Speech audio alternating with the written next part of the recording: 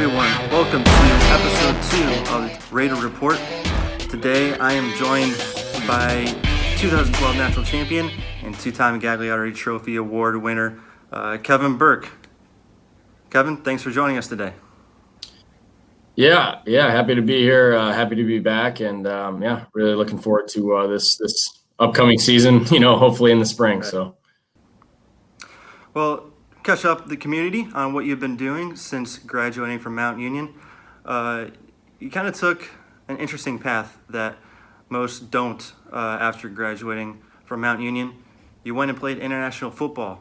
You were in the IFAF World Championship in 2015. And then you went over to Austria, overseas, and played in Austria. Take us through that. And what was that like, playing international football in another country and against international players? Yeah, it all kind of got started with that Team USA championship tournament that I played in with Ed Runke and actually Luke Meacham, so two of my teammates from Mount.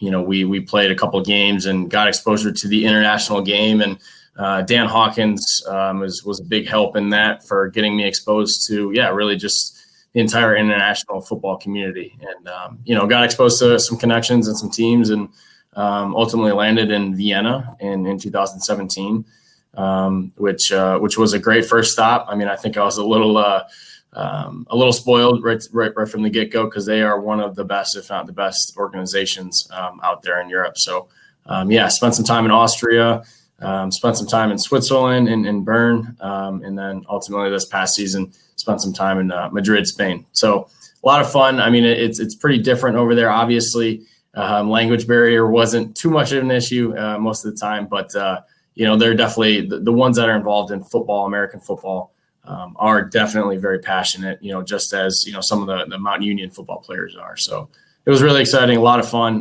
definitely a lot of great relationships built over there, and ultimately, have minimal to zero regrets of doing the entire thing. So. You then went and got into coaching.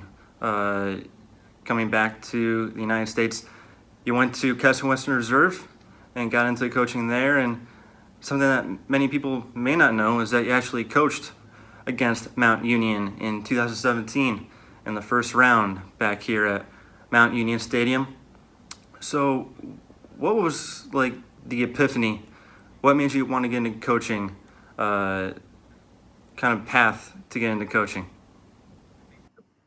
Yeah, no, it took me a while to figure out that coaching was kind of the path I wanted to take. I was definitely considering law enforcement and a career in that field. But ultimately, it was the relationships I built in football, both on and off the field and with coaches and with players was something very special, and something that I knew I could definitely reinforce with players in the future. So, I had a unique ability to, have a good career, a successful football career, and some talent and skill in this field that I thought, I definitely needed to make use of it. So, definitely still learning, adapting, and coaching is a little bit different than playing, obviously, but I really, really have learned a lot over the past, couple seasons, especially at Case Western, being exposed to a bit of a different coaching environment there and playing environment,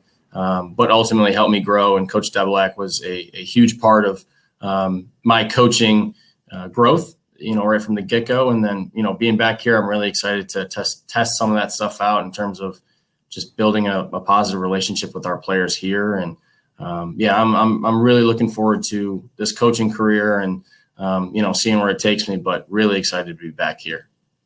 I mentioned that you're a national champion in 2012. You are one of two-time Gagliardi Trophy award winners at Mount Union, and one of 7. What would you say, looking back at your career, what would you say is your maybe favorite memory, and what would you say that you got the most out of it?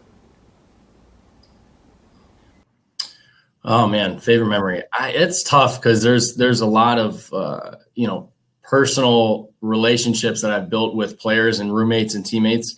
So it's hard to say one specific one sticks out, but I did really looking back on the entire career as a whole, obviously a lot of the personal accolades were great, but I think in 2014, my senior year, the semifinal game against Wesley, who was a perennial powerhouse. I mean, of lately they've been doing really well as a football program, but being able to go out, execute, do what we needed to do, ended up being like 70 to 14 or 21, something like that. So we took care of business, and then ultimately the last pass I threw at Mount Union Stadium was a touchdown to Luke Meacham, who is currently a Navy SEAL.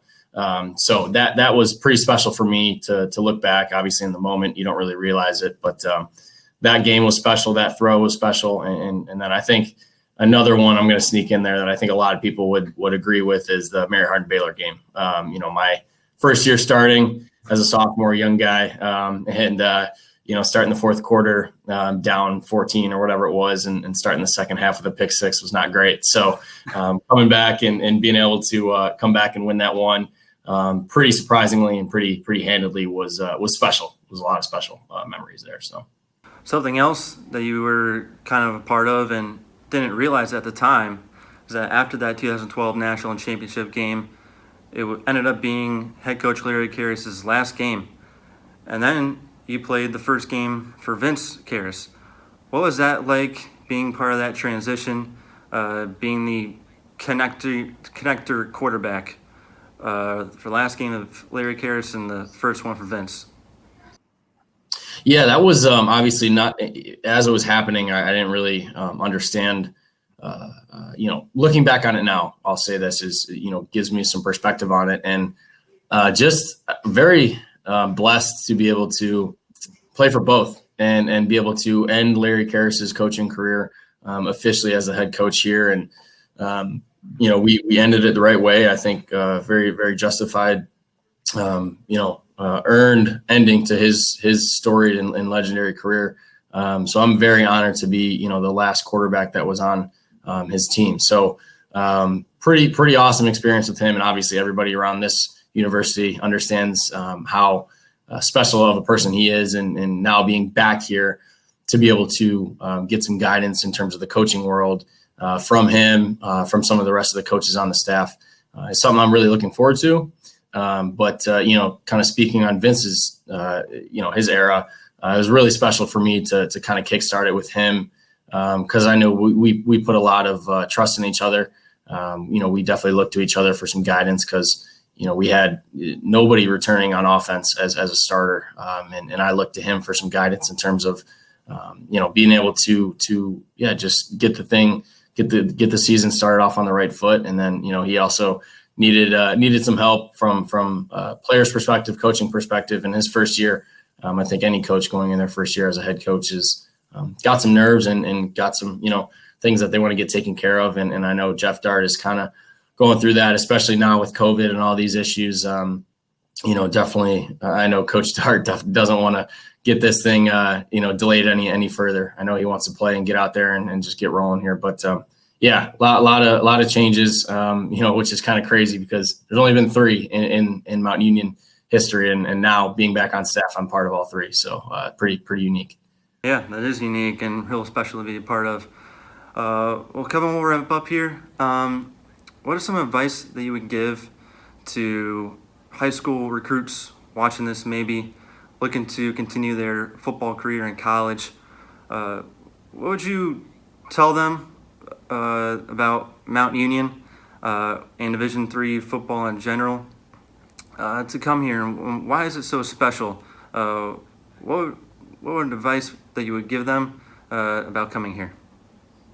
Yeah, no, I mean, I was in that in that boat, 10 years ago as a high school senior. Wanted to ultimately play Division I football, and I think every kid has that dream of playing in the big stadiums and Division I and being able to have a huge successful career Division I wise. But that's not the only route, and quite honestly, it's not necessarily the best route either.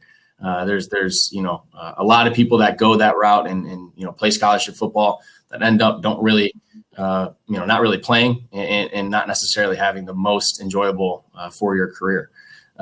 So, I looked at Mountain Union as a place where I could obviously compete for a national title on a yearly basis, compete early on in my career, but ultimately just build positive relationships with everybody. And I knew that in high school, being at St. Ed's, it's a little bit different and prepares you more for a college experience. And I visited campus and looked at, the facilities here, and everybody I met, from the coaching staff to some of the players that were currently on the team when I was visiting, professors and people just in the Mount Union community. And it was special. It was very special. And it's hard to put into words, really. So it's tough for me to give advice and concrete, solid advice. But you just have to visit, walking around here and being able to just talk with anybody on campus, pick out any single person, and you'll be able to tell it's a different place.